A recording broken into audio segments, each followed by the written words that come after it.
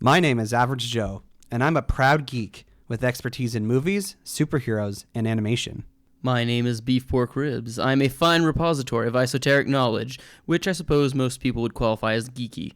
Though I dabble in many fandoms, my main areas of expertise are anime, movies, and Belgian comics, with a strong recent insurgency of D&D. Our mission is to bring nerd and geek culture to the masses by sticking it all under the microscope. Welcome to the Bat Jar Podcast. Movies, comics, graphic novels, TV, cartoons, animation, nerds are geeks, entertainment culture. Hear it on the Bat Jar, Nerdy Power. Nerds and geeks, come gather around the scene. Come and join us in the Bat Jar. Come and tune into Average Joe and his team. Lots of room here in the Bat Jar. When the newest nerdy news drops, these podcast pals put it under the scope. DC, Marvel, Disney, Star Wars, cinematic multiverses. Bat Jar, Nerdy Power. Hello there, and welcome to the Bat Jar Podcast, where we put nerd and geek culture under the microscope. Or on TV, or something like that. That was my attempt at linking it to what we're talking about today. I should really Good think. one, Good one. Originally we were going to talk about Wonder Woman 84, but it is that special time of the year when report cards are all over every teacher's life, including Beef Pork Ribs. So we're gonna pause the Wonder Woman chat for next week, and we're gonna dive in today into something that has been a great topic of conversation in the house I live in the last couple of weeks. We're gonna be speaking about speculation around the WandaVision series that has begun airing on Disney Plus. And to join us for this conversation, Mjolnir, you are here once again. Please, like I said, you are essentially a co-host now because you're married to Beef Pork Ribs, but share one bit of nerdy or geekiness about yourself that has happened since you were last here, like last week.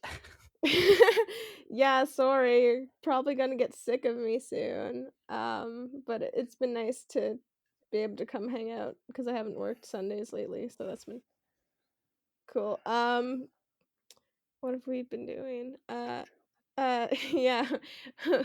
Beef Pork Ribs and I have resumed watching JoJo's Bizarre Adventure because we took a pretty long hiatus because I was getting a little overwhelmed with the villain of the week traveling across the world stuff. So now we're back at it with part 3. Yeah, the second part of part 3. Well, the second half, they split part 3 into 2 seasons when they made the anime, so it's Battle for Egypt. Yeah, so it's like part 2 of part 3. Yeah, pretty much. Is this the season that has the Bengal song "Walk Like an Egyptian" as the ending theme? No, that was the previous one. Oh, okay. It's part 1 of season 3, which is odd because as soon as they get to Egypt, they drop the song that as the closing song. Very strange. They were going towards Egypt. Yeah, didn't we stop in the middle of them fighting the magnetizing lady? Yeah. I haven't seen how that ends yet. No. As far as I know, Joseph is just magnetized forever. In case anybody wants to watch one of the most bizarre thing that happens in JoJo's Bizarre Adventure, 2 people just get magnetized and have to fight their way out of it. It's pretty great. And I mean, the whole thing is very bizarre. That because then the word "bizarre" is in the title, so it's. Oh yeah.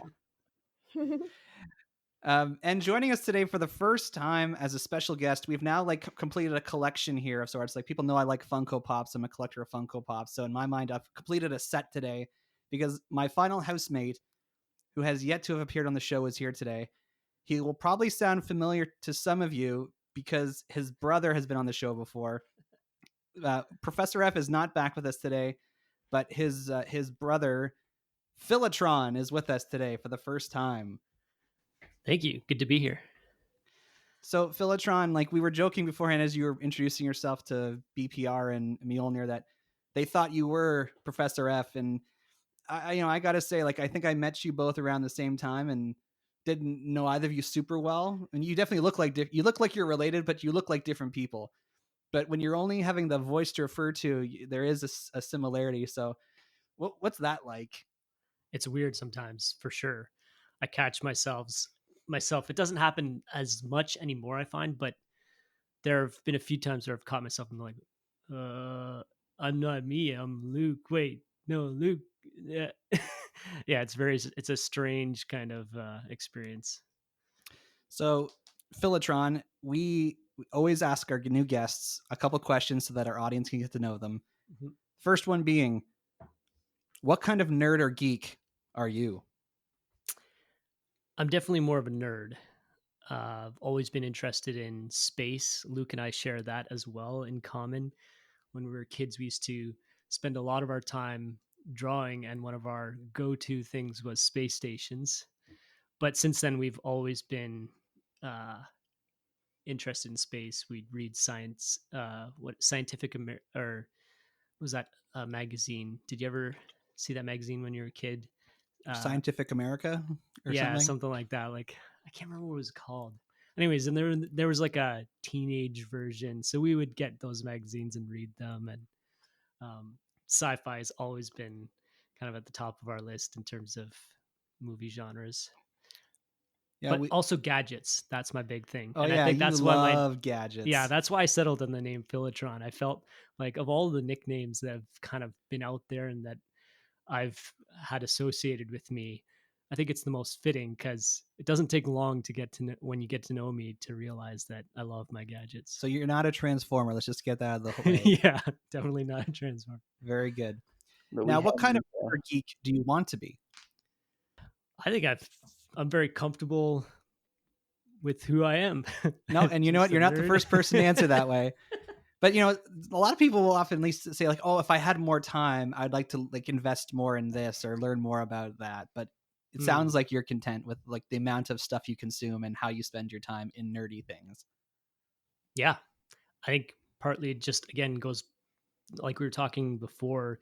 It's a little bit my temperament. Like being phlegmatic means I like to kind of just I'm fairly easy to please, and I like to go with the flow and kind of um yeah, like peace loving. So I'm kind of usually happy with where I'm at. We also have a harder time kind of being motivated to do new things or want to like learn new things. So Well, fair enough. It's again, we maybe by the end of this conversation, we'll find something for you to get more invested in. But fair enough. Good luck. so yes, we are indeed talking about WandaVision. It's a new series on Disney Plus, the first television show produced by the people behind the Marvel Cinematic Universe. People might get confused because there have been lots of TV shows over the years produced for Netflix or ABC or whatever that have Marvel attached to it, like in the title. But this is the first series that's been made that is officially produced by the same people who made the movies. There's a lot of legal stuff I don't want to have to get into explaining about that. But needless to say, like WandaVision, despite being the first Marvel thing that's on Disney Plus, it's also the first television show produced by the MCU. Which is really exciting because even like I mean Agents of Shield tried to tie things in. Agents of Shield tried a lot longer than anything else did, I think, cuz Daredevil had like vague references to the incident and things like that. Like they were kind of like, Right. yeah, it's in the same universe maybe in season 1, and then they like ignored everything MCU after that, and all of those interconnected ones just decided they were their own thing pretty soon. So to have like a fully like realized and like fleshed out like interconnected story with all the movies and TV shows is a super exciting concept. Yeah, it's And I think we can all agree, like, part of why they're going this direction is because Marvel is owned by Disney, and Disney has a streaming service now. So there's kind of pressure from like the parent company to actually make content for the streaming service. Because the Marvel movies, at least before the pandemic, were still like obviously some of the highest grossing movies ever. So there was no way they were going to start making movies just for the streaming service. And pretty much every child company under Disney is commissioned to make content for Disney Plus. Hence, like why we have The Mandalorian. That's a Right. series on Disney Plus, and there's like Pixar content's being made just for Disney Plus, and even National Geographic has content just for Disney Plus. So I guess, I mean, a lot of decisions related to the MCU have been business related, but do you guys think it's a good idea that they're going this route of producing television shows because Disney's basically making them to? I think it's a fabulous idea. Like, I think it's where the universe was naturally going anyway. I mean, for years, I think other MCU fans have been saying that that's what we like about the MCU is that it's like one long TV show, but like of movies. Like, that's why people like it being connected, right? That instead of it being like, oh, this 1 2 hour movie, it's like you get to see these characters grow and like different character development and change and all this stuff, over these like years. And like for me, I watched the MCU for the characters, for the men behind the masks. Um and that's what I was there for, not all And the woman with no mask. No, I didn't watch it for her. Black I Widow's mean, not Captain what Marvel I is a mask that character. can't come, appears and disappears, and so does Wasp. Yeah, they did more stuff with Wasp later on, at least. They're trying their best, and WandaVision is also part of them trying that to like actually give the women real characters and stories, which is nice because they haven't been great at that in the past. Um and all my favorite MCU characters have been men so far, so like I'm definitely like excited for them to try to like actually make the women interesting. That would be cool. Um but yeah, like that's what I was watching it for, not like the shooty big action sequences and stuff, right? So I think a lot of fans, that's why they like those characters, and it just made sense for them to like continue forward in a TV show where it's smaller budget, it's like more long form, it's more about the character moments and development instead of the big shooty fights. And WandaVision has been way more of that so far, and I love it. I also think that creatively they're at a good point.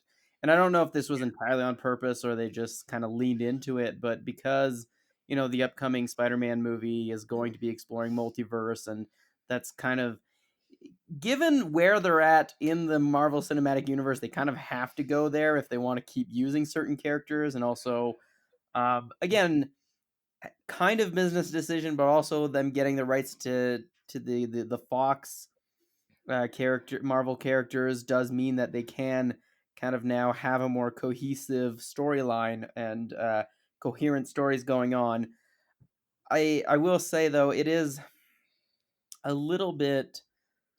I don't know. I'm not worried per se, but every time that one single company is in charge of everything and has like full creative control over something that is much bigger and that was the work of many different artists, it does beg the question though, should it really just all be one thing? And I don't think that like Disney is going to ruin Marvel completely, but at the same time it is a little bit strange to suddenly have everything under one banner.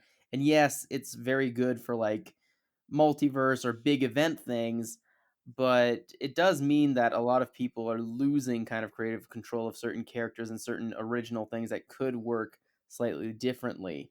Um, which, if again, the multiverse might fix, quote unquote, that because Show they different are, yeah, versions. they are acknowledging every version of Spider-Man movie that existed, or seemingly so. So maybe we're still going to have some originality, but then I feel like you might also hit the Legend of Zelda problem where nobody's quite sure where the timeline goes, where and when. So you're just like, yeah, this is generally related, and sometimes there's crossovers.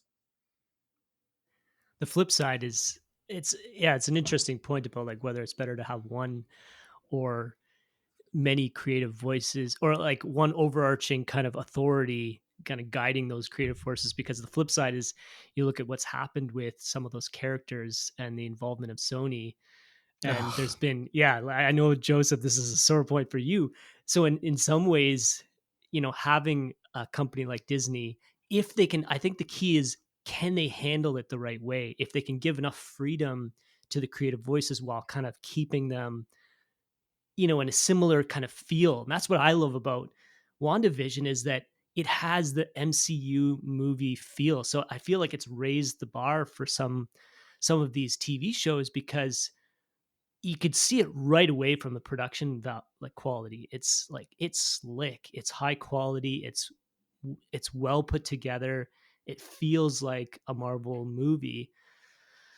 And I think that's what, like, my hope would be that Disney would kind of ensure that continuity of kind of quality along these different stories and different movies and shows and things like that, kind of give it that cohesive feel and sense of like artistic style and quality, where you get the situation where Sony picks it up and it's a totally different feel and kind of feels clunky and low quality. It's Average Joe, by the way. You used my full name there. Oh, sorry.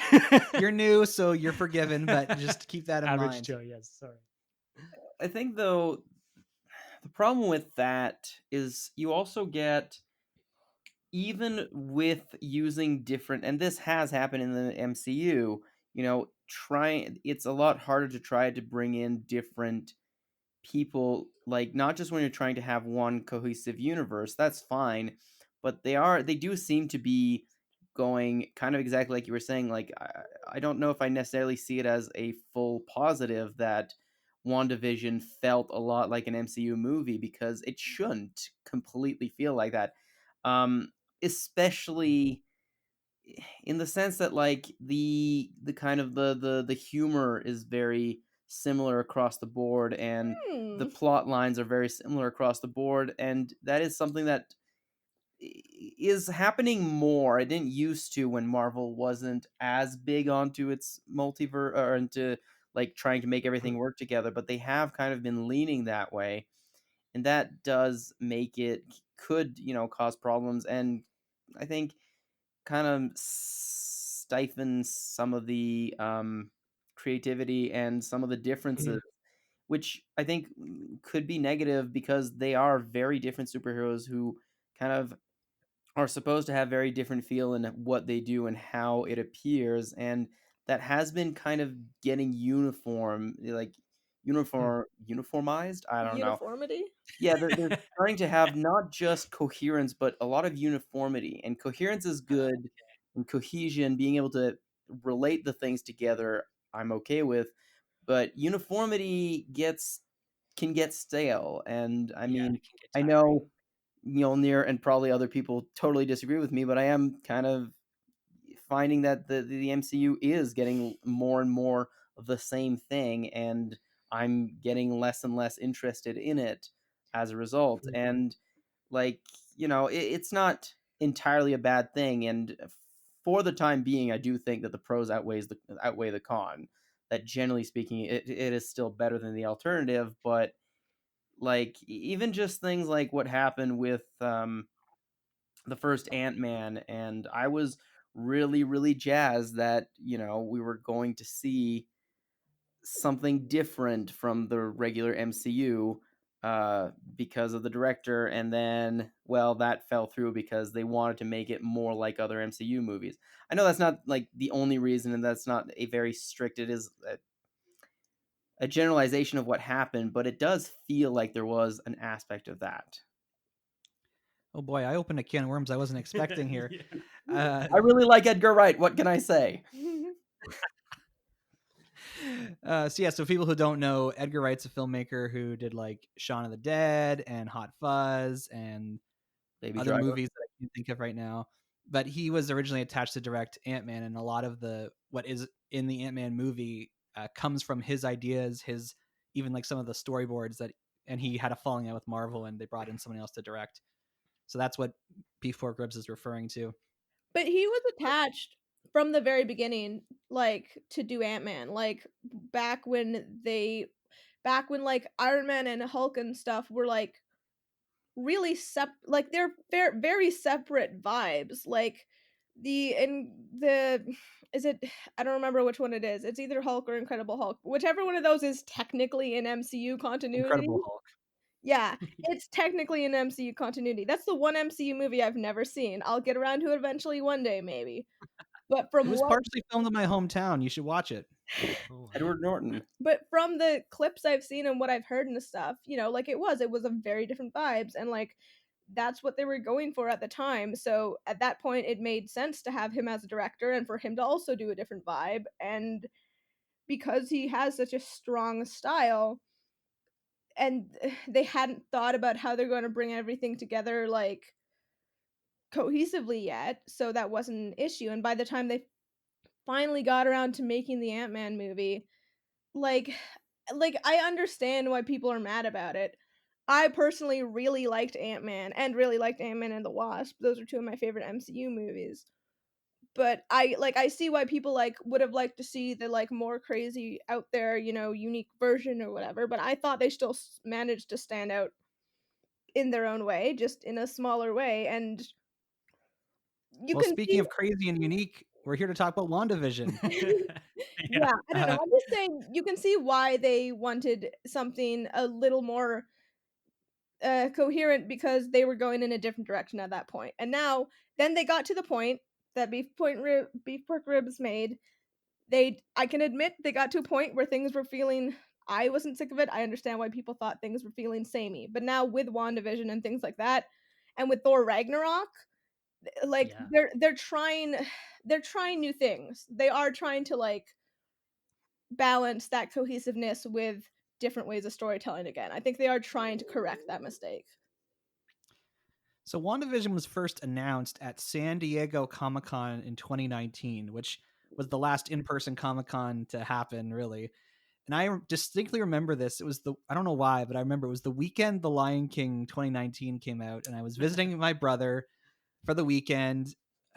We had just finished recording the episode about The Lion King that we did, and we were watching like something on TV, and I'm like on social media, like looking for updates from Comic-Con, knowing that Marvel was gonna have their big panel, and they started announcing like some of the movies that are coming out, and they had like logos for them, and then I saw them announce WandaVision as a series for Disney Plus. I'm like, really? They're making a show about Wanda and Vision, and they're just calling it WandaVision? I was like, once I like looked into it more and they kind of explained what the show was gonna be about, I was more interested. But my initial reaction was just a big, huh? So Well, I'm curious, for those of us who are here today, did you have a more positive initial reaction than I did? I've been excited about this show from the beginning. The ship name for Scarlet Witch and the Vision in the comics is Scarlet Vision. So like because they like never really call her Scarlet Witch in the movies, I had kind of just assumed it was a play on that because it was like them and their relationship. What they've done with it, making it a play on words with Vision cuz it's a TV show and whatever, like that's clever, that works. Like I definitely didn't pick up on that extra level that they were going for the first time. I was like, it's a little bit of a funny name, but like I guess I get it. But I'm just I just immediately I like their relationship in the comics, and they didn't have a lot of on-screen stuff, but they had enough there for like people who like the comics to be like, oh my gosh, I ship them, they're totally doing the relationship thing. So I was immediately very down for anything that was just exploring their relationship more. Filitron, are you familiar with what shipping is? And she's using those words. I'm not sure if you're familiar. No, actually, yeah. Okay. Shipping is essentially a term used in fandoms to when you, in your head, put two characters together in a relationship. Oh, yes. I have heard this reference before. Okay, good. Cool. Yeah, for myself, I didn't really actually give it a whole lot of thought. I thought, oh, that seems kind of pretty ambiguous, like strange, and I just, yeah, I wasn't super excited, and then I kind of forgot about it because I was like, I don't really get what this is about, and I wasn't interested enough to kind of research it. So I was like, well, there were other things I think coming out or being hinted at that I was more interested in, so I kind of forgot about it for a while. And then when Disney Plus started becoming a thing, and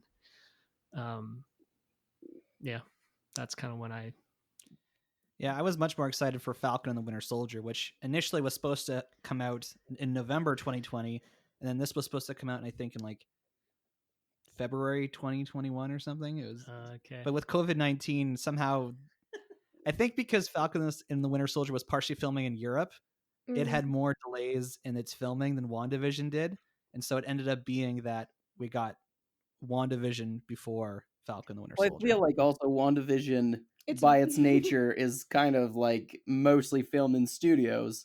It's very insular, and there's like the same cast of characters over and over again, so that's definitely a lot easier for them to have dealt with and finished up in a pandemic than like, I mean, the trailer for Falcon and Winter Soldier is just like, it's just a lot of them shooting things on bridges and whatever, you know, like it just seems like there's a lot more to it.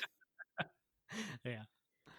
So the reason why we're talking about this now is because there's only 3 episodes out as the time we're recording this, and I think it's going to have like 9 or 10 episodes in total. So in theory, we could wait until the end, like we did with Mandalorian, to talk about it. But the very interesting thing about WandaVision is that it's full of mystery, and there's a lot of weird stuff going on. So on the online, everywhere, and even in our house here, there's a lot of conversation going on about what we think is going on with the show.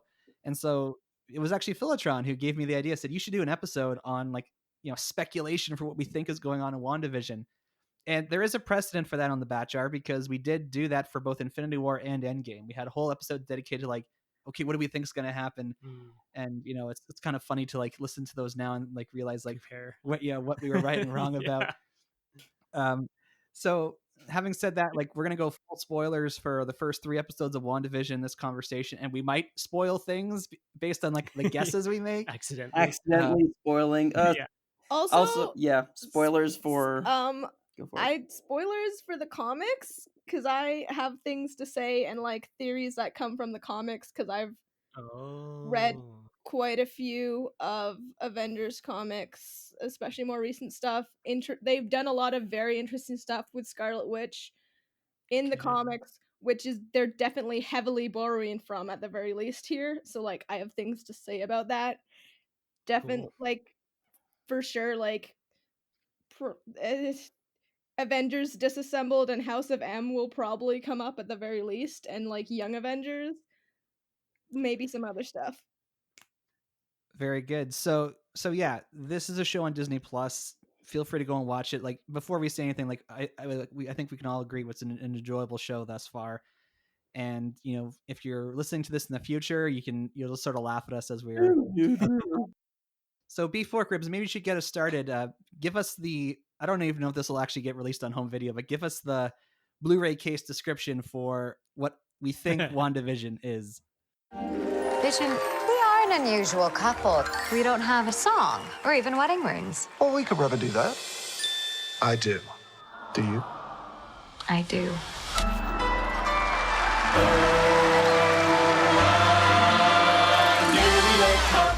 Just moved to town, a regular husband and wife.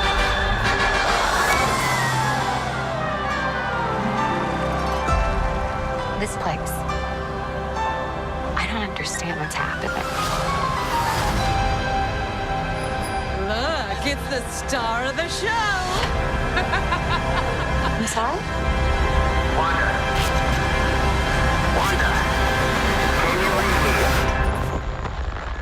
And they lived happily ever after. Oh, this is gonna be a gas!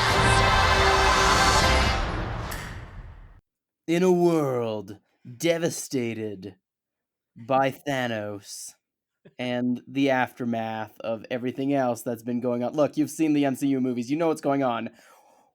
Scarlet Witch has seemingly managed to recreate a perfect little world for herself where Vision wasn't brutally murdered by Thanos and where they're living in a happy little sitcom in a small community that seemed to go through different time periods. And things just keep getting more whack. I like that little add-on there at the end. Yeah. Things are whack. So part of the novelty of WandaVision is that it does pay homage to sitcoms of different decades. So like the first 3 episodes we've seen, the first one is themed after sitcoms in the 50s, the second for the 60s, and the third for the 1970s. And it appears that kind of jumping will go with each episode. Now, as a fan of sitcoms, I think that's awesome, and it kind of creates a whole new audience for this show. Like people like my parents who have very kind of passing interest in the MCU, but they love sitcoms, and so from this day, like, yeah, this one was an homage to Dick Van Dyke or Bewitched or whatever. That would probably draw them in more. But it is kind of weird in context because you think about Wanda, she's from this Eastern European country called Sokovia.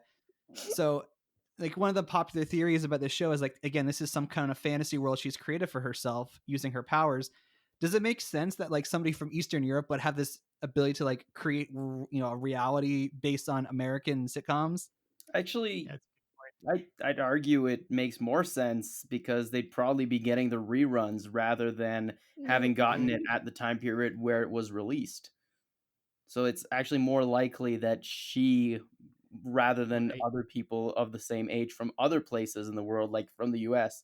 Most people in the US probably don't know some of these shows, but somebody who's lived, behind the Iron Curtain probably has only seen them as reruns or much later on.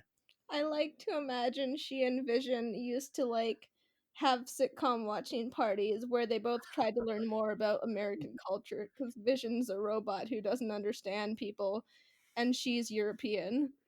I think that's cute. It could be an extra like layer to why she and like Vision are now living in a sitcom together because it's something they did together. That's a great theory. Do we, by the way, can any of you think like, do we know if in that, because there's that one scene in or Infinity War, right, where you see them together and they're kind of in whatever their motel room or hiding out. Do any of you remember if there's if you see a TV on at any point in there?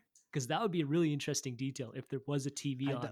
I'm trying to remember that scene. I don't think so. But I mean, they're in a hotel room. I feel like it has a TV. Would have watched found time to because there's 2 years between Civil War and Infinity War, and like she's on the run with Captain America's crew, but they suggest that they've been getting together for rendezvous, so we don't know what they do.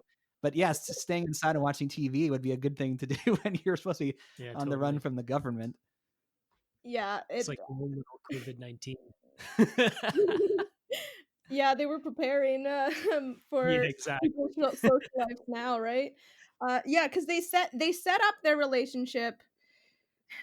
They had them have a little back and forth in Age of Ultron when they first meet. They were planting seeds in Civil War. They definitely were very close and cared about each other. And then by the time Infinity War came around, it was clear they had off screen developed that connection and that bit of flirting into an actual relationship. Okay, yeah, you guys are selling me on this idea and I'm just thinking now in the show Young Justice, Miss Martian, who's from Mars, she gets these. I think it's a trope actually in a lot of shows. And I think about it, but she got these 70s sitcoms sent to her to watch by people she was related to, and so she watched those, and that was her assumption of what life on Earth was like, is the sitcom 70s. I mean, and so when she shows up, it's like, oh, all my assumptions are kind of not correct. It's a major plot point in that one Scooby-Doo movie with the aliens, because the aliens have been getting TV shows but from the 70s, and when they show up they look like a girl from the 70s, and Shaggy falls in love with one of them. Right, and so it is a fairly common trope. Drama. I also the idea that the reason why these sitcoms are happening is because sitcoms are kind of insular, and so that's why they fit what she's kind of doing, probably, whether it's conscious or not, pretty well. But I also always thought that it was one of those life was so much simpler back then kind of nostalgia that you do get a lot more of that if you watch a sitcom than if you watch a documentary, right? You'd think oh yeah, everything was so nice back then. You watch the Van Dyke Show and you're like, oh yeah, it was a simple life, and yes, okay, there was a little bit of things that were questionable in society. That's the way society was, but it was nice and we were happy.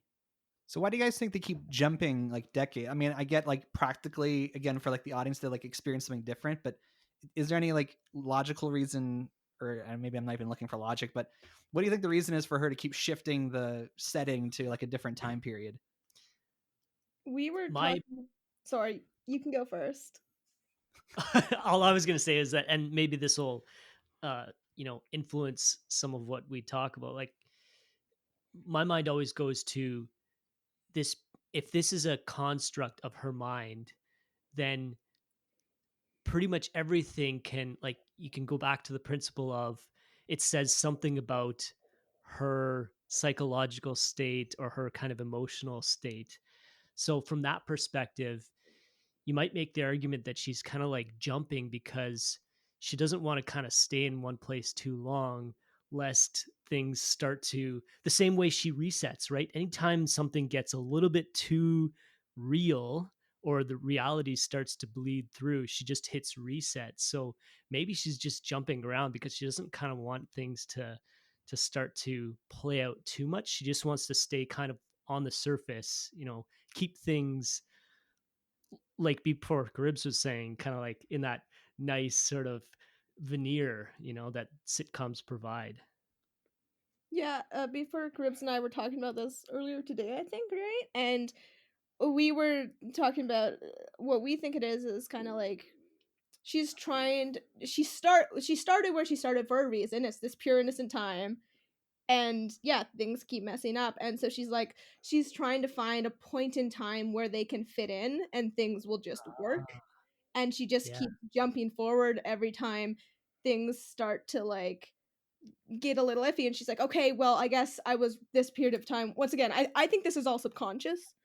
I don't think she's consciously enslaving her husband and a bunch of random people in like her own little personal, paradise or whatever. Like, she's not a bad person. I think it's subconscious, but I think she subconsciously just keeps jumping forward every time, trying to be like, oh, well, maybe like in the 80s we'll fit in better, or in the 90s we'll fit in better. I think there's also like a little aspect of it which you do notice when you watch the episodes. Certain time periods seem to fit better for kind of where they're at in their relationship, and I think that's something like the third episode definitely highlighted that a lot more. But they are kind of moving forward in the, like, obviously accelerated, and again, with the, we're full spoiler, so with the babies coming in like what, 2 days, obviously things are accelerated, but they do start off as, newlyweds moving into the neighborhood. And that was definitely a big thing in the 50s. If you were a new couple moving into a neighborhood, it was a big deal. People would come and knock at your door and bring you things. But like, if you get to like 70s, 80s, 90s, like later on in life, that would have not likely been a major plot point in a sitcom, right? Because it's just, it fell out of tradition, and and people move more, and like there wasn't that same idea. um and I feel like obviously I don't have an extensive knowledge of 50s and 60s sitcoms, but like having children, it seemed like most of those shows, it's like either the children were already there, or they there weren't any. And like the plot line of having a child and being pregnant seems like it was something that wasn't really shown like on screen in older movie. It was just either they already had children, they were the perfect family, or they didn't have children yet. I actually want to go back for a second to something Mjolnir kind of uh, inferred in passing comment. You mentioned that, she, you don't think she was consciously enslaving her husband and these other people. So I'm curious to know, what do you think? Because it never occurred to me until you mentioned that. We know now from episode 3 that it is, whatever she's doing is actually occupying a physical, like a real physical space in the world. So it's not just kind of in her mind or in some kind of, place somewhere else. So it is a physical space. So this is the question I have then: is, are those people actual people that have somehow gotten caught up in her like alternate reality, kind of reality warp, or are they just entirely constructed from her power, and don't actually correspond to real people? I think they're real people for sure. That's why things keep Oh, messing up. interesting. We're not it hasn't been made clear yet how much control she has. I think at this point it could either be like when she and Vision are, because in the first 2 episodes there were some personality glitches kind of things, some things where like she like lost control for a second type of thing, but no like really the people still didn't seem to have that much awareness outside of they've been given this programming to run. But in episode 3 it is made clear that at least there are times where people are more aware of things. The doctor comments that like these small towns are hard to escape from, and I don't think I'll be going on vacation after all. And their neighbor who's talking with Angela, I think the other chick's name is Agnes. Agnes. There we go. Yeah, their neighbor there, you know, because Agnes, I think, is a witch, is a magic user who knows exactly what's going on and is trying to get through to Wanda subtly. I think she's there's a character in the comics who teaches Wanda how to use real magic, and I think she's supposed to be that character. But I had thought for the first couple episodes she was the only one who's aware of what's going on. In episode 3 it's made clear at least sometimes other people know what's going on. So I'm wondering if it's like these are real people, either like they lived in this town that she's taken over, or she just grabbed people from all over the place, and like this person was living in Wisconsin one day and suddenly they're in this little town. I don't know. Like I think and she's put this programming onto them, but like maybe when they're not around her, they're more or less themselves, and they're like, oh, I'm not sure what's going on here, I'm trapped for some reason, I can't leave, but they are more or less themselves. And then as soon as she's in the room, they like have this sitcom programming that they have to like speak through. I think the other thing that to me spoke to the fact that it probably is real people is that the physical city in which they are is the city in which she's making these things happen, right? Like when Geraldine gets shunted out, you see the like welcome sign for the city, and that the city in which the like her little sitcoms are happening is the city she's taken over, right? So that to me seems to make it more likely that whoever's in there was just stuck in there when she started doing her thing. Yeah, I just had a thought. I'm wondering if she heard about what Captain America did and like going back in time and kind of like living at his happy life with Peggy, and she's like, what if I could do that? And like so she's like trying to like live out like her decades of life that she didn't get to have with Vision. That like, why does everyone else get a happy ending except for me? Like, I deserve one, I'll make one for myself, thank you. Well, yeah, I think fundamentally, no matter what way you look at it, in some way, the question is to what extent is all of this Wanda's attempt to kind of come to terms with her own reality. I mean, to me, like, it's woven through in so many different ways the kind of traumas she's experienced and her own kind of I don't know what you call it, insecurities or like Wounds. Yeah, wounds basically. She's like, she's trying to fit in, which is the story of her whole life, and yet she feels responsible, I think, in a lot of ways for the bad things that happen in life. And so I just feel like there's so much you can kind of read through what happens as an expression of her own kind of broken psychology, or like just the traumas she's experienced. Well, it's weird because the guy on the radio that she hears says, "Who is doing this to you?" So there's one train of thought where people think that this is somehow being done to her. And so I've certainly seen one theory where Agnes is actually the one responsible for this. So she's found a way to tap into Wanda's powers and is like creating this like experiment.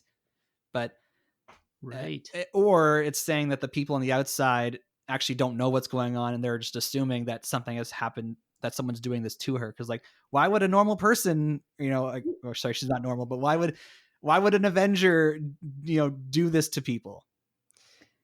it'd And be an interesting literary kind of flip to. I mean, you could take a lot of different perspectives. The answer to that question could be she could be doing it to herself. Who's doing it to? Who's doing this to you? She's doing it to herself, or all of the kind of like Ultron, Thanos, in a sense, all of them have done it to her.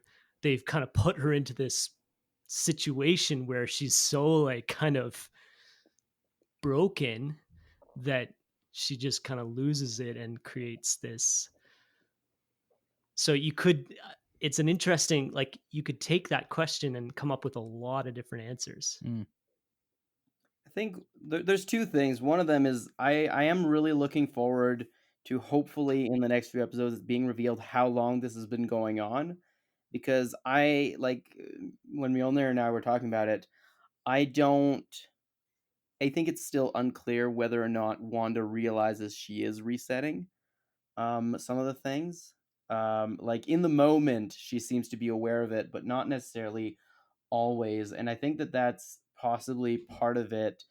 And so I'm really interested in knowing kind of how long this has been going, and maybe the reason why people are compliant to her vision is because, it's kind of like maybe this world has been reset like 500 times already that we haven't like off screen, and they just kind of have molded themselves to that because they know that's the best way, and they might be thinking maybe this is, what was the name of that movie with Edge of Tomorrow? They're like, maybe there is a scenario in which if we do exactly what she wants, we will get out of this situation. The other thing is, canonically, Wanda's powers were created by Hydra, and Hydra just keeps popping up more and more in the, in the show. And the little ad breaks. Yeah, and in the little ad breaks, they're becoming more and more prominent, and so it is possible that again, Hydra was doing something behind the scene and is now managed to plug into her powers to create this reality, and I think Or they took advantage of a grieving woman and and which is things that have happened in the comics, has been people taking advantage of Wanda in an emotional Yeah. emotionally vulnerable state, and like she's had mental breakdowns and been very suggestible and very, oh, you can make like how that's exactly what House of M was her brother convincing her that like he was doing it to try to save her life, but it was him convincing her that you lost it and they're going to kill you for that. So you can just make everyone happy, and like she literally rewrites the entire world and like history into this crazy alternate No more reality. mutants. Yeah. Yeah. where everybody's happy. Yeah, and she does this crazy alternate reality. It's not and her it's fault like, that Wolverine's version of being happy is remembering all the crazy, terrible things that happened to him. That's the only reason that didn't work. uh, but yeah, it's in the comics she has a history of that.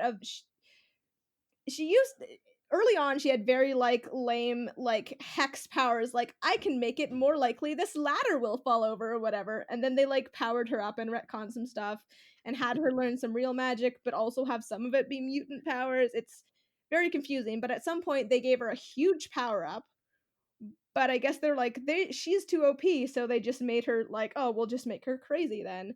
And she's done some messed up stuff in her state of like not really being in control of herself because of other people.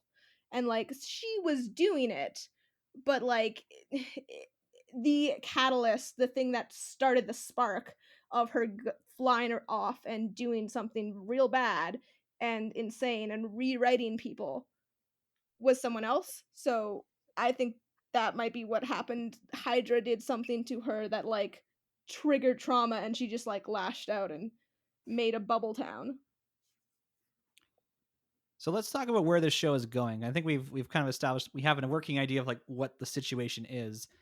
And if we look down the line, we know that this show is going to go on for 8 or 9 or 10 episodes, so it'll end in the next couple months.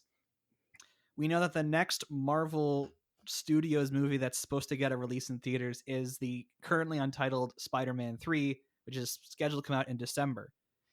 We know that, among other things, Doctor Strange is going to appear in that Spider-Man movie, and there are rumors and confirmations of actors from previous Spider-Man franchises appearing in the movie. Again, it's still not 100% totally confirmed, but it sounds like they're going to get to the point where previous Spider-Man actors are going to show up in addition to previous villains. So as BPR kind of mentioned, they are definitely opening up the idea of the multiverse with that Spider-Man movie. Then in 2022, we're supposed to get the Doctor Strange sequel, which is titled In the Multiverse of Madness. And when they announced that movie, they confirmed that Scarlet Witch was going to be in the movie and that Elizabeth Olsen would reprise her role. And it suggested that she would possibly be almost like an antagonist for Doctor Strange in that movie. So if we connect the dots here, we have WandaVision that's going on right now, Spider-Man that's supposedly going to tie in the multiverse with Doctor Strange, and then a Doctor Strange movie that's going to feature Wanda.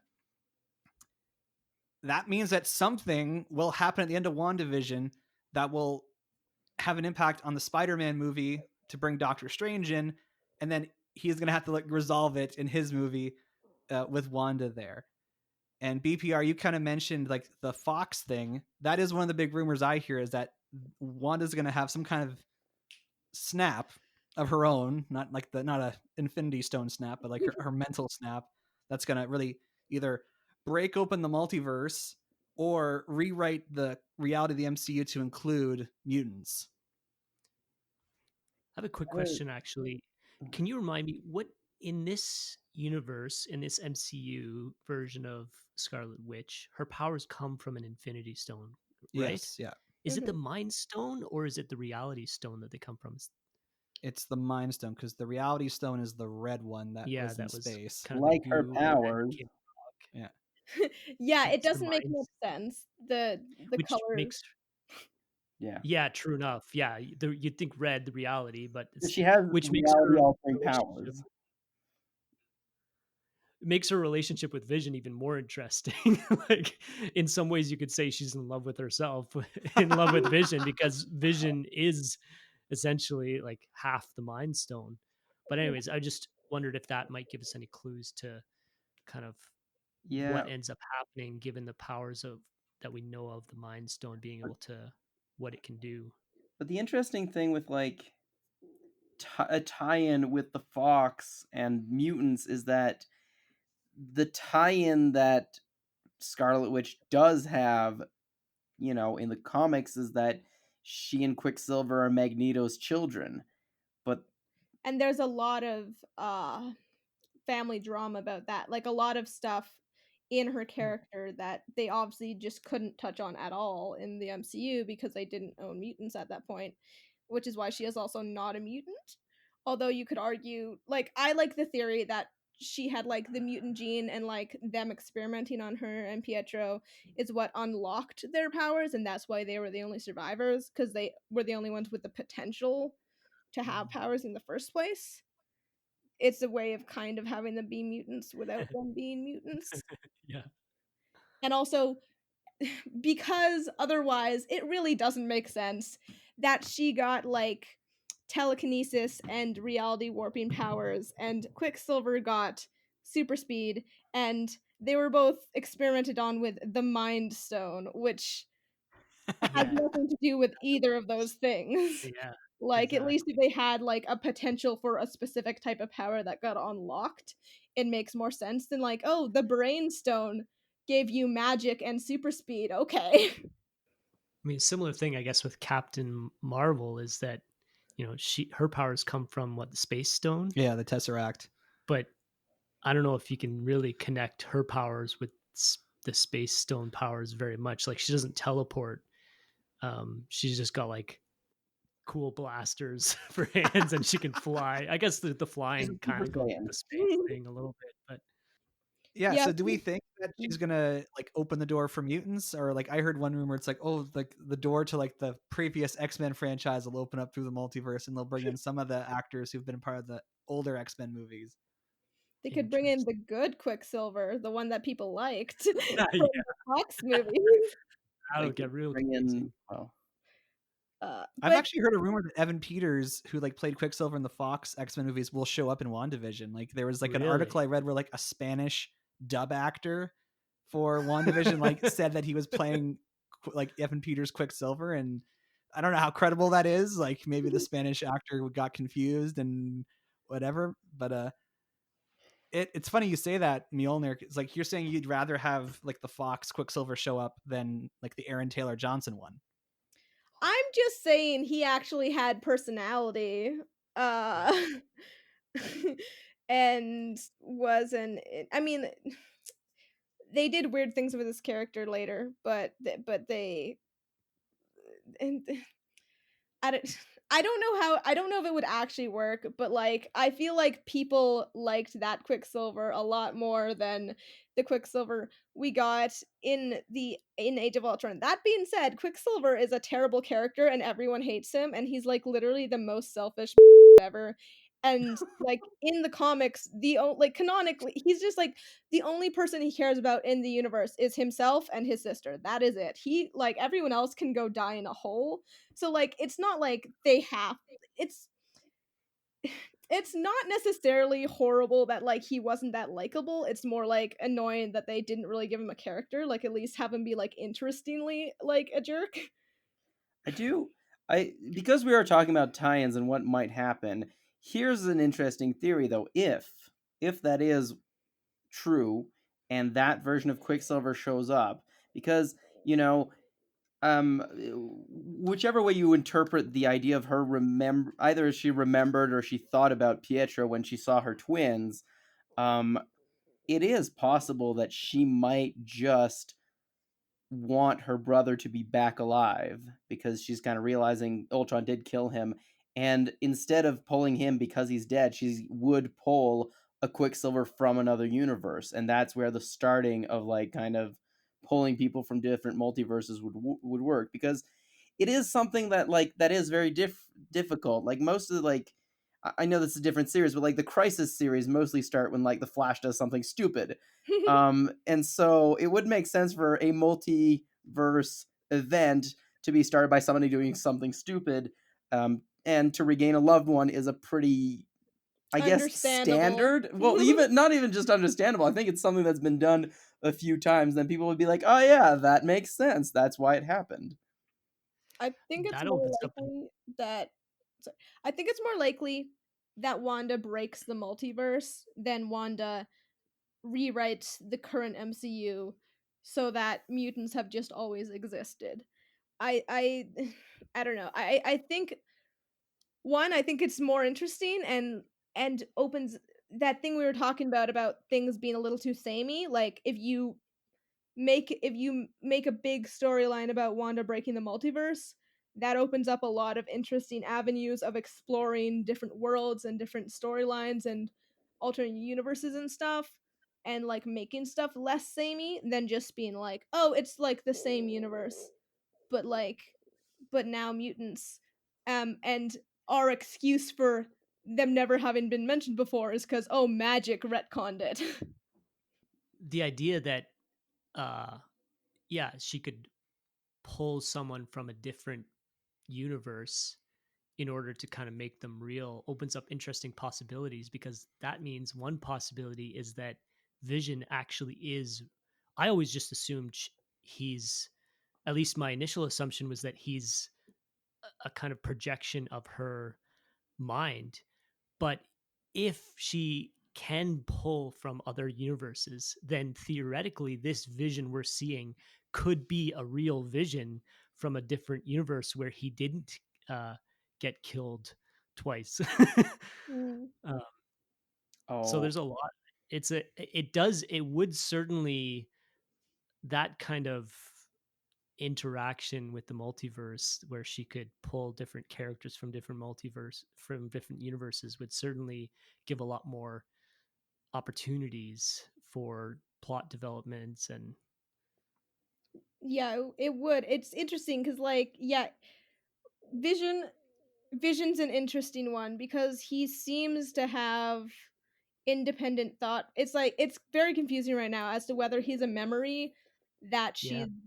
she's created and given a body to, or whether like it's also because he's a synthezoid. It's like maybe it would be easier, like maybe she took his body and like imbued it with, like, I don't know, like it is his body but she put her memories of him in it or something. It's cryptic, but he does seem to like have his own thoughts and be separate from her, and he seems to be more confused by everything than she is, and he's asking questions when she's not because she refuses to ask questions because she's trying so desperately to pretend everything's okay. So he doesn't seem to have the same agenda as her. Also, if you're right, or if this is right and he's a Vision from another multiverse, maybe that means we're going to get a real Ultron. Whoa. Yeah, this is a. It It's could just get crazy. well, no, this is like a real pain point for BPR with the MCU. He really dislikes how they did Ultron. Oh, Mhm. okay. So Yeah, you get a but redo. it is true that Ultron and Vision are very tied together in the comics. I mean, a little bit in the MCU-ish, but like, you know, the first appearance of Vision, he was the whole time under the control of Ultron in order to infiltrate the Avengers. So that could be a very interesting plot point that wouldn't be forced. Yeah. Yeah, it's interesting. I hadn't considered the idea that Vision is like a real Vision from like somewhere else, because you do see the Mind Stone in his head, so it's like, again, either he's like a fabrication based on her memories or her ideal like version of Vision, or he is real, because like the Mind Stone, if we think of this as like, you know, the 2023 or, you know, post Endgame time period, the Mind Stone's technically destroyed. Like the Mind Stone they used was sent back to that previous timeline by Captain America. I'm certainly, you know, this would benefit Spider-Man a lot if this creates like some kind of world shattering event, because like, of course, his last movie ended with his identity getting added to the public. And I actually just rewatched Far From Home yesterday, and they mentioned how it's 8 months after everyone comes back. So they're like, I realize there's like 8 months of time where like anything could have happened that they could either fill in, or they can say like this is all post Far From Home.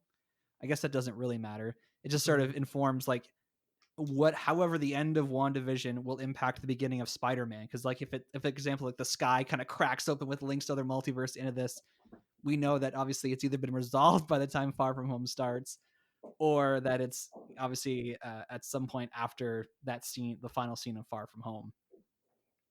You'd think they would have like awkwardly glossed over that time that different universes appeared in the sky, just like they kind of awkwardly tried to gloss over the snap in Far From Home. They're like, oh yeah, like just real casually, a lot of people disappeared and now like people are 4 years older than they were and we're not, and it's real weird, but like let's just not think about it or talk about it at all, really. Like you'd think they would have at least paid lip service to it, even if it's weird and awkward like what they did with the snap. So if it's something like world affecting, then it would have to be after, I think. If it's like, oh, the Avengers decided to keep it on the down low that Wanda took over like a town in the middle of nowhere, then like maybe Spider-Man wouldn't have heard of it and it could have happened before. But also, that Spider-Man movie wasn't supposed to tie in necessarily with the TV shows when it was made. That's true. That's also true. But like even in Far From Home, they're like, where are all the Avengers? Like they kind of like they skirt around explaining where a lot of them are. So it's totally possible that like this whole WandaVision thing is going on while Spider-Man's doing all that. And so actually, like when they say they're unavailable, they actually are literally unavailable. We Yeah. should touch on the organization that's involved here briefly. You see kind of allusions to them within the show that Wanda's in. And you see Geraldine wearing like a necklace with their emblem. In the comic books, sword, as opposed to shield, is supposed to be like an offensive force that like looks to the stars and says, we're going to defend Earth by like kind of going a little more offensive than shield, which was always like more defense. But to my I don't know if this is true now. I read one article where they kind of revealed that the acronym for sword in WandaVision is different than the one from the comics, so it doesn't sound like it's as space themed. It's more so special threats or something, which would suggest they're more terrestrial and not linked to like Nick Fury being on a ship with all those scrolls at the end of Far From Home. So I don't know if, again, like, are they the ones doing this to her? Are they just trying to like get her out of it? Are they trying to save all the people she's manipulated? It's kind of hard to tell at this point. I feel like if they are like if Shield, if Sword are good guys, and it did seem like Geraldine was trying to get Wanda out of there, that does have weird implications that it might very well be Hydra in charge of the entire thing. And and I do actually like that idea that maybe Hydra is trying to see if they can rewrite reality so that they are predominant, which they are starting to be in WandaVision. They're taking more and more place, and instead of being like randomly mentioned, they're pretty central. Like their name is actually, like, the first time they appear, it's just their logo on the watch, right? But now in the third episode, when they appear, they are fully, their name is there, and they are fully present. So I think there's a good chance that it might be Hydra, whether it's like the part of Hydra that was part of Shield that has taken over, or maybe Sword also was taken over by Hydra randomly, and she's a rogue agent. But it's that would be interesting because it's like, then this is just like, it's like a nuclear testing site. Basically, they're testing Wanda and how far they can push her, and if they'd be able to use her to rewrite things the way they want to, which is super interesting. But also, I noticed the Sword thing right away, and I was like, oh, Sword, I know that from the comics. And yeah, I thought it was a really weird choice for them to just not have it be Shield. Like, Shield is already established and this and that, and like, we understand the basic concept, and Sword has always been a pretty different concept, and I feel like it kind of overcomplicates things, them just like taking Sword and then making it not even what it was, and just making it extra specialized Shield. That seems weird to me. Yeah, I would agree. I was kind of a little bit disappointed in when Joseph met when Average Joe, sorry, mentioned to me that, like, suggestion that Sword's not what it was kind of in the comics. And one of the thing, like, because this is, am I correct in saying that this is like the first sort of official thing of phase 4? Would Far From Home be Far From Home is still phase 3, so this is first official phase Yeah. 4. In my understanding of it, it's kind of like phase 3 kind of brought the story arc of the universe, like sort of them sort of realizing that there's more to the universe than just Earth, them having to defend themselves, and then they kind of give this hint at the end of Endgame, where they say something about the universe just got a lot bigger, right? And so it gives this hint that they're kind of going towards the stars. And from what I've heard, they want to be developing a lot more of the kind of intergalactic MCU. So it's strange to me that then they bring in Sword, and yeah, like Milner said, it's just kind of like this alternate version of Shield. It would make more sense to me that this is kind of pushing in that direction of there's some sort of like intergalactic component to this, which to me actually would suggest that maybe if there's someone manipulating, maybe it's someone we don't yet know that's more on the intergalactic side. Well, and so there is like one link here between Space Marvel and Earth Marvel in this show. Geraldine, as she's called, she was announced with the cast of WandaVision initially, and they told everyone who she was going to be playing. So for people who have just been watching the show up until now, they don't know who she is, but people who, like me, who follow this stuff know. She's playing the adult version of Monica Rambeau. And you might ask yourself, who is Monica Rambeau? In the Captain Marvel movie, you meet Carol's like friend who is also a what's it called? Fighter pilot, test pilot. And you see that she has a young daughter in the 90s. That young daughter's name is Monica. So it's Monica Rambeau grown up now in like modern day. And so there's a connection here because Monica Rambeau is in the Captain Marvel movie and now she's here. And it's also been confirmed that this actress will be reprising her role as Monica in the next Captain Marvel movie. So perhaps Sword will actually be like more space oriented, and she'll be like the link between the Sword that's on Earth and Captain Marvel and Nick Fury and everyone in space. One thing I also wanted to suggest was that I think there's a bit of a, with the Hydra connection there, I'm not sure that Hydra is actually a thing here, because you also see commercials referring to Stark Industries. So if you take it from that perspective, Stark Industries and Hydra in this kind of WandaVision series could simply be a manifestation of the two kind of like organizations that were major parts of Wanda's trauma. Stark, obviously, what was it, killing her family? It was his weapons that killed her family. And then Hydra, traumatizing her through, her upbringing. Yeah, but it kind of links to what they were saying earlier about things are progressing. So like the Stark stuff would have been from like when she was a kid, and then the Hydra stuff was like when she was like, held captive by them. But yeah, fair enough. The Hydra could definitely be a red herring, and it just turns out that it's because it's something traumatic in her life that she's been suppressing, so it comes out in the ads. Like that is plausible. But the fact that they draw so much attention to it in the ads, to me, Yeah. makes it seem like maybe there's some version of Hydra still left that is messing with her in some way. But it definitely could go either way. And I do I like the idea of, like, maybe if Monica Rambeau is a sword agent, which is why she has the sword necklace, and she's like on loan to Shield because I don't know, there's something she specializes in that they thought she might be able to get through to Wanda better or something. So like like if they do something like that and they're just introducing the concept of sword because this is someone who's from sword, but they are similar organizations, there's some crossover, they like share information, then that'd be okay if this is their way of like introducing sword as a concept. And yeah, like if it is like an alien is the reason that Wanda's trapped, or they just think it is, they're like, this is so powerful, it must not come from Earth, so let's get a sword specialist in here. That could work, maybe, but it's also, Wanda seemed to recognize the sword in some subconscious way, so, which is also weird because, yeah, the Avengers haven't had any interactions with sword as far as we've seen.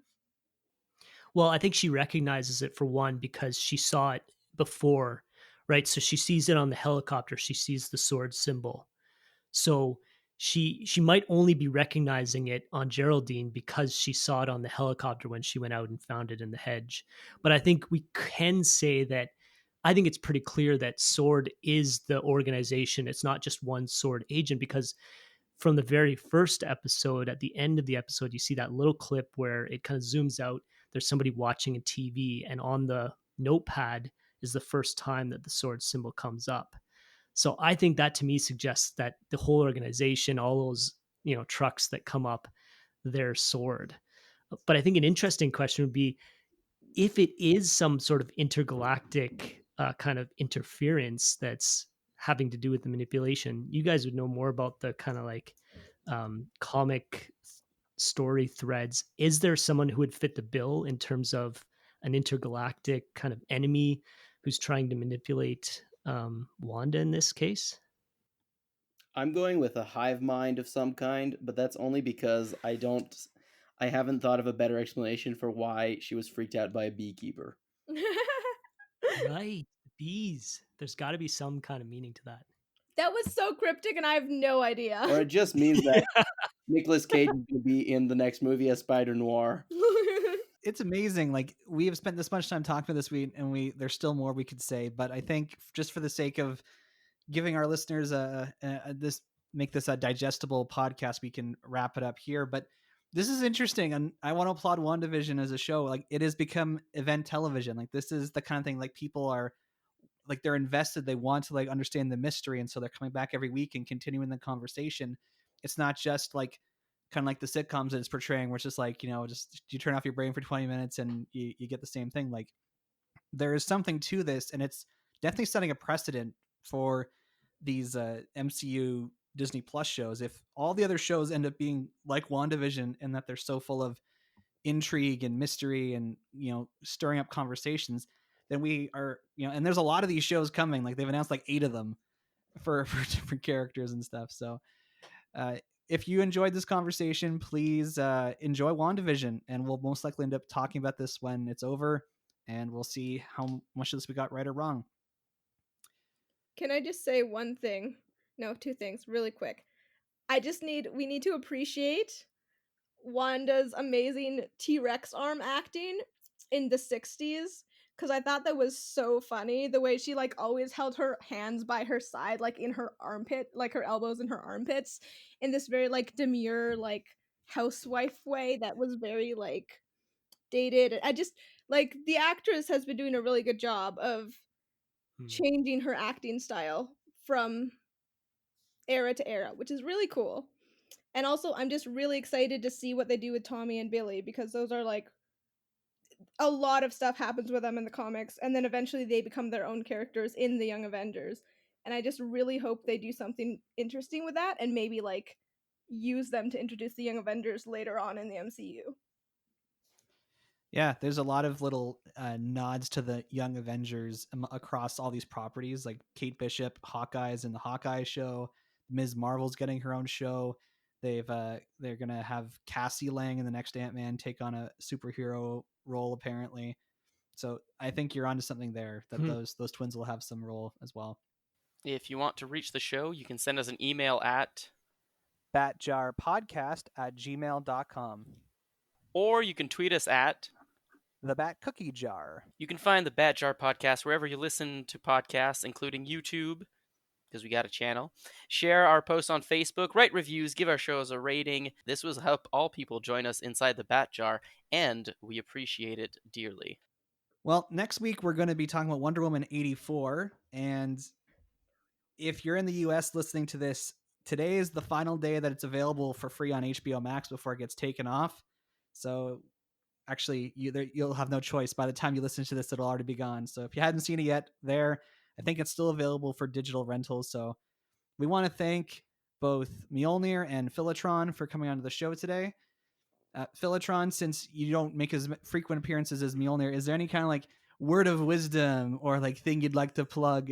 I know you're watching The Expanse. Maybe we were kind of so about it, but you know, here's your chance to speak to the whole world about whatever you want to mention. Yeah, nothing super specific comes to mind. So The Expanse is a great show. Yeah, I would definitely check it out if you get a chance. I think it's actually a little bit like it's like the MCU for sci-fi, just kind of like a pure sci-fi, because it's like the word expanse. it's expansive in the sense that it's got so many layers and character developments and plot lines that kind of interweave. So if you like that kind of thing and you're into more sort of the pure sci-fi sort of stream, it's definitely something worth checking out. And Mjolnir, I know you're like a semi-professional TikToker. Is that the word, TikToker? Sure. Yeah, TikToker. I'm a TikTok cosplayer actually, which has been really hard lately. TikTok decided to just not give cosplayers any views lately, but if you want to follow me there, that would be cool. I'm Jubilee Cosplays on TikTok, and I'm also Jubilee Cosplays on Instagram. I need more followers on there, but you'll be kind of like my family, maybe. I don't know. Yeah, and I mean, I have a really sad Patreon with 2 people on it.